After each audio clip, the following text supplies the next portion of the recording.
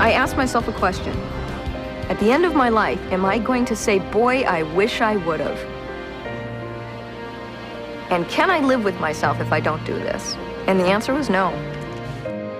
How many steps do you need to take to capture and manifest your personal vision? And fitness experts are urging people to take at least 10,000 steps a day. It sounds like a lot until you meet the first American woman to walk all the way around the world. How far are you willing to go to achieve your greatest goals? Definition of commitment. When you find a way over every hurdle in your path, and nothing but success is an option. Commitment. And at that single moment, I swear to you, I just thought, I'm gonna do this. How far can you go when self-imposed limitations are no longer your basic truth? And I remember walking home one night, thinking about it all, when I had my light bulb moment. And it's that moment I know you've all had, when suddenly the stars are aligned and you know you're on to something, and I thought, that's what I'll do that walk for that I've always wanted to do. And immediately I loved the idea of a woman walking for women and educating women around the world about this disease that unfortunately bonds us all. So this light bulb went off and my head started spinning with all the questions. Can I do it? Could I really walk 15 miles a day every day? And how will I stay safe? Should I take a dog with me? No, maybe I'll learn Taekwondo. Maybe pepper spray. I hope I don't have to carry a gun with me. And how can I pay for this? I will have to get sponsors. Well, how do I get sponsors? You'll have to make a business plan. Well, how do you make a business plan? And how do I get across the borders and visas and languages and food? My head is spinning. And that's when I started planning my global walk for breast cancer. Polly Leftosky is an international speaker and best-selling author. This was absolutely one of the most motivational, entertaining, but very pertinent kind of speeches about the things we face each day. Polly Leftosky has captured the attention of a global community and inspired meaningful action. 5 years ago, Polly Leftosky sold everything she owned and started walking around the world to raise money to fight breast cancer. 20 countries and a couple of dozen pairs of sneakers later, Polly crossed the finish line on Friday in her hometown of Vail, Colorado. Polly Leftosky left her Colorado home and headed west across 4 continents, 22 countries, and over 14,000 miles by foot to become the first woman to walk around the world.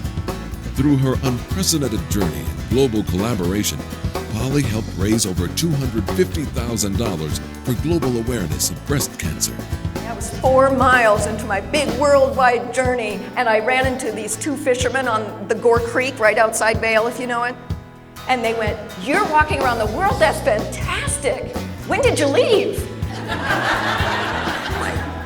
About 10:30. But I kept heading down Highway 6 to Glenwood Springs. I turned left to Aspen, up over the Rockies, and aimed for the 4 Corners, across the high desert plains of Arizona, and caught Route 66 right to the Pacific coast, and prepared for my 3.5 years of walking overseas. I learned a lot of lessons. I traveled near, I traveled far. I've traveled far out where those dreamtime stories are. Don't have no home, ain't got no car, but I've always got Australia. So I carried on through Singapore and across the causeway into Malaysia, and that's where the real foreign leg of this journey began. Malaysia, the Lions Clubs, Rotary Clubs are enormous there, and when they talk about something, everybody listens, including the government. And I don't think there was a step that I took where the Lions Clubs and now Rotary Clubs weren't with me and helping me pass out brochures in all the languages and organizing press conferences and educational forums. The 5 national newspapers representing the 5 languages in Malaysia covered the progress of this walk, an average of 3 times a week. And we're talking about breast cancer for the first time, talking about symptoms, local doctors in the area telling stories of survival. And when I reached halfway through the country, one of the members of parliament in Malaysia came out to greet me with 100 of her colleagues. She officially declared it the start of a breast cancer awareness campaign in her country. This was my first Muslim country, and everyone told me that you can't possibly talk about breast cancer. And the success was overwhelming. And 2 days later, the events of 9/11 slammed us all into a crossroads in world history. In the middle of Polly's journey, the world suddenly shifted on its axis when September 11 flung us all into a crossroads in world history. Polly suddenly found herself embedded in a vastly changing world and realized she could never retrace her steps home. They'd vanished in a tide of world events. I became keenly aware that I was no longer just a woman walking for women. Clearly now, I was an American woman with a Jewish name, walking through a Muslim country during Holy Jihad, talking about breasts. So that's where I was. I kept walking. It was these obstacles. We can't let them be used as an excuse to stop. We can use these obstacles to find a new way to do something. And I would always remember when I would get nervous about something, where does fear come from? Fear comes from the unknown. So my great plan, get to know it. So I read the guidebooks cover to cover, and I watched documentaries, and I spoke with Indian people. I was as ready as you could ever be. But let me tell you something, just in case you're tempted to try this at home. Nothing can prepare you for walking across India alone, by foot, as a woman. I stopped to just look for a second at all the chaos. I mean, you can't imagine the chaos. There's trucks and buses and cars filling the road with absolutely no road rules at all, and people roaming the streets, and the cows run free. And I just wanted to stop for a second and get my head around it and look around. But when I stopped for a matter of 10 seconds, all the men of the village came and surrounded me. They surrounded me in a circle of 10 people deep. And it wasn't in a threatening way, but this great curiosity. Polly's Global Walk has been featured in over 2,000 newspapers, magazines, radio, and television stations around the world, including Good Housekeeping, CNN International, the CBS Early Show, NBC's Your Total Health, and Fine Living Channel's Radical Sabbatical. I was in the highest area in the world for malaria during high season. And it was only a matter of time before one of these mosquitoes got me good. And I needed help.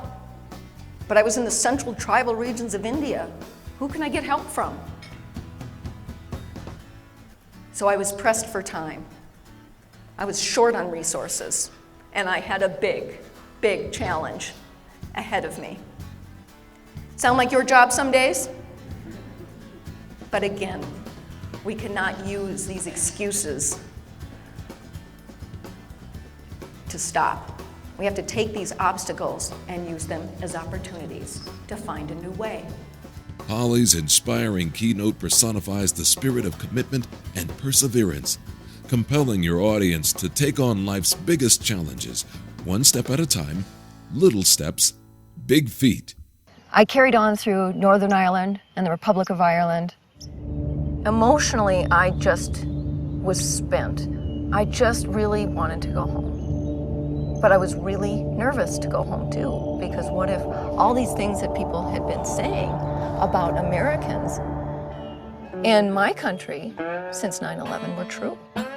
In her engaging and riveting presentation, Polly encourages renewed commitment to achieve the seemingly unachievable. Her audiences leave with an awakened sense of their own personal will to move past obstacles and embrace a new spirit in their work and lives. And I really focused on what I could control. I couldn't control the 120-degree heat. I could not control the world events swirling on around me. I couldn't control the male-dominated society or the chaotic driving. I could only control getting up and putting one foot in front of the other. She accomplished it. She put one foot in front of the other all the way around the world. Look what you can accomplish.